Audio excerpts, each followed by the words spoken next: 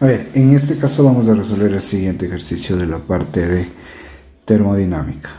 ¿Sí? Vamos en este caso a ver qué datos es lo que me da el ejercicio. Vamos a ver qué nos dice el ejercicio. Nos dice que la fuerza que impulsa el flujo de los fluidos es la diferencia de presión.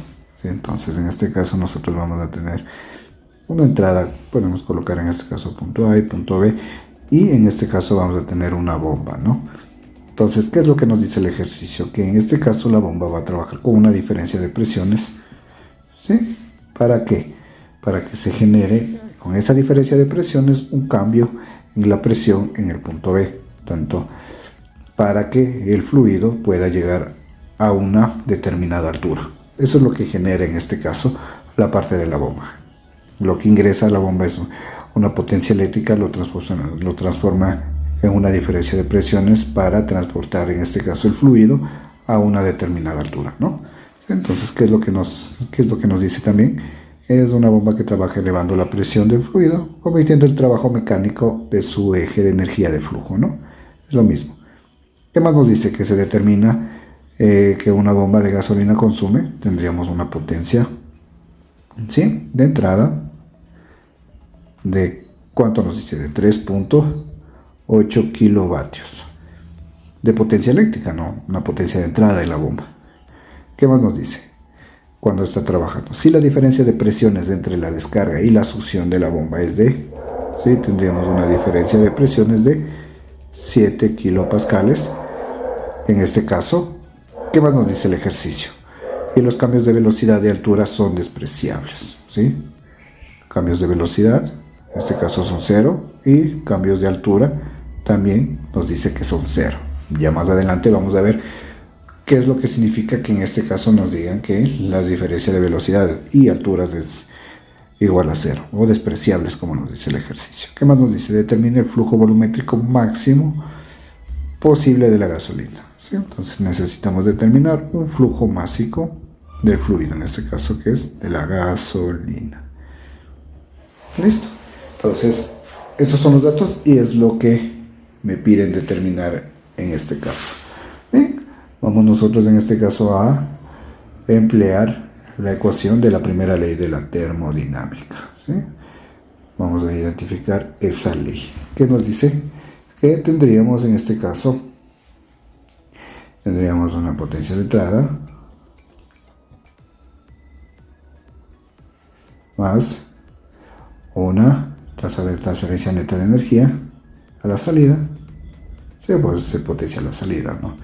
Es igual a ¿qué? A una tasa de cambio de energía, ¿sí?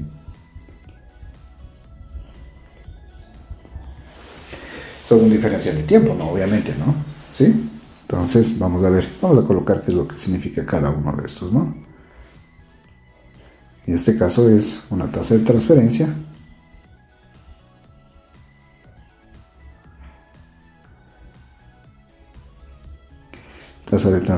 neta de energía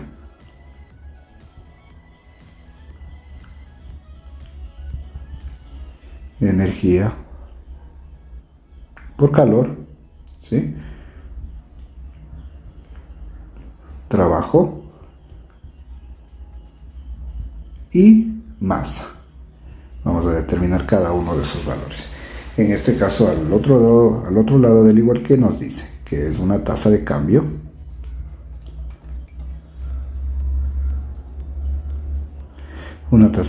de energía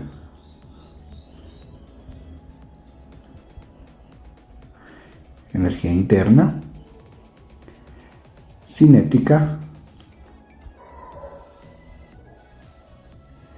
y potencial. Listo. Entonces vamos a ver en este caso uno de los siguientes aspectos, ¿sí? En primer lugar, vamos a observar que para que este sistema exista, ¿sí?, vamos a tener que verificar tanto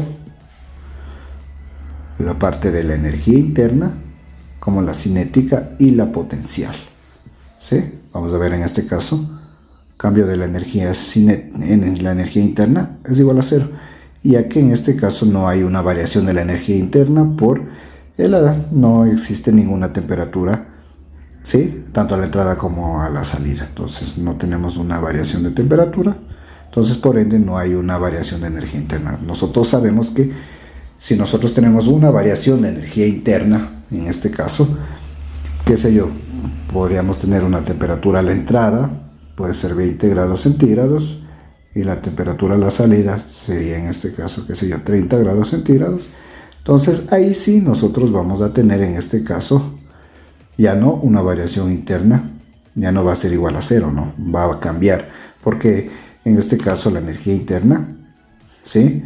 Es una propiedad termodinámica, ¿sí? Y está en función de la temperatura. Cuando cambia la temperatura, cambia la propiedad termodinámica, que en este caso es la energía interna. Pero en este caso no nos dice nada de eso, no nos dice que existe una variación de la temperatura, por ende tendríamos en este caso que es igual a cero. El ejercicio nos dice que tenemos que los cambios de velocidad y altura son despreciables, ¿sí? Entonces, velocidad igual a cero y altura igual a cero. Entonces, como tenemos los tres aspectos esenciales para determinar la tasa de cambio de energía, entonces nosotros vamos a visualizar que en este caso todo esto, ¿sí?, es igual a cero. Entonces el sistema es estable, ¿sí? Entonces ya hemos identificado nosotros que nuestro sistema es estable con todas las variaciones que acabamos de comentar, ¿sí? Entonces para eso es, en este caso, todos estos parámetros que acabamos de identificar, y para ver si es que esa variación de velocidad, variación de altura y variación interna es o no es igual a cero. Si es igual a cero todos los tres parámetros, entonces el sistema es estable, ¿no? Listo. Entonces vamos nosotros en este caso a seguir resolviendo el ejercicio. Tendríamos a la entrada, ¿qué tendríamos a la entrada? Sí, la tasa de transferencia neta a la entrada. Tendríamos, en primer lugar, nos dice que tendríamos calor, trabajo y también la tasa de transferencia neta de energía por la parte de la masa. Entonces, ¿cómo serían las ecuaciones en este caso? Sería, ¿sí?, la tasa de transferencia neta de energía por calor sería más el trabajo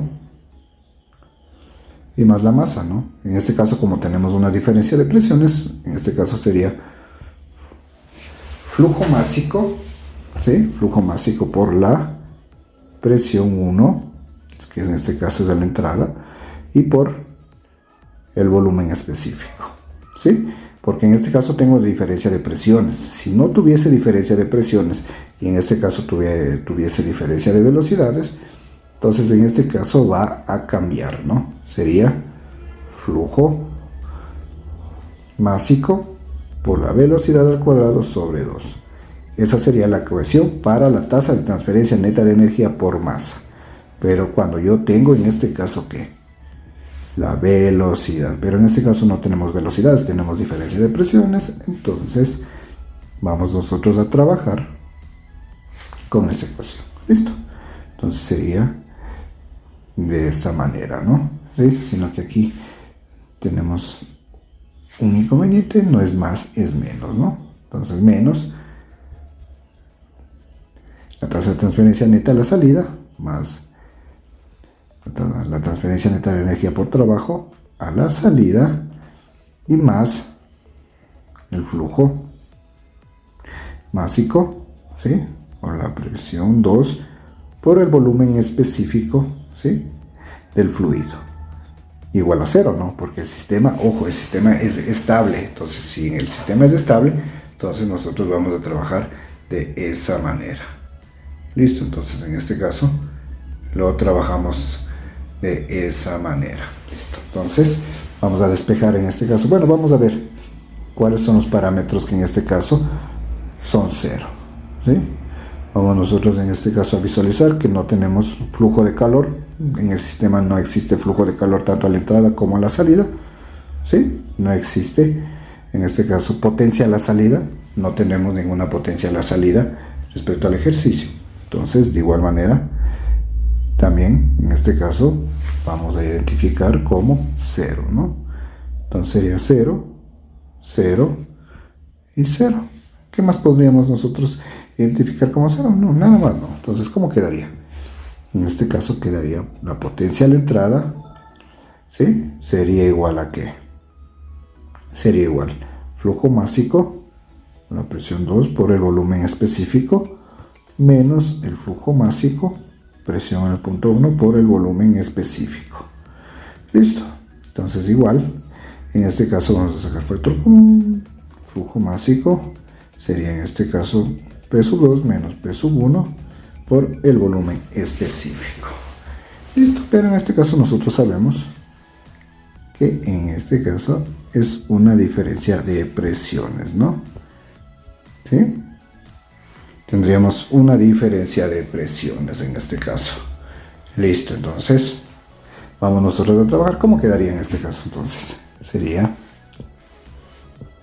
igual al flujo, ¿sí? Al flujo másico por la diferencia de presiones y por el volumen específico. Listo. Entonces, pero nosotros nos podemos dar cuenta que no contamos con el flujo másico ni tampoco con el volumen específico. No tenemos de datos, no tenemos información respecto a esos datos. Entonces, ¿qué conlleva en este caso? A aplicar otra ecuación, que en este caso sería que tendríamos que nosotros aplicar otra ecuación. ¿Cuál ecuación sería? En este caso, ¿con qué ecuación nos vamos a valer? ¿Sí? Vamos en este caso a identificar, ¿sí? Otra ecuación que nosotros tenemos en este caso, que sería que el flujo volumétrico es igual al flujo másico sobre el volumen específico. Esta es la ecuación que nosotros vamos a trabajar y con la que nosotros vamos a identificar el resto de variables. Listo. Esto nosotros vamos a reemplazar, bueno, vamos a colocar la ecuación 1, ecuación 2, ¿sí? Entonces vamos en este caso, colocaríamos ecuación 2 en ecuación 1. ¿Qué nos quedaría? La potencia a la entrada sería igual a ¿qué? Al flujo volumétrico por el delta de presiones. Entonces ahora sí cambia la situación. ¿Por qué? Porque aquí ya tengo solo una, en este caso una incógnita.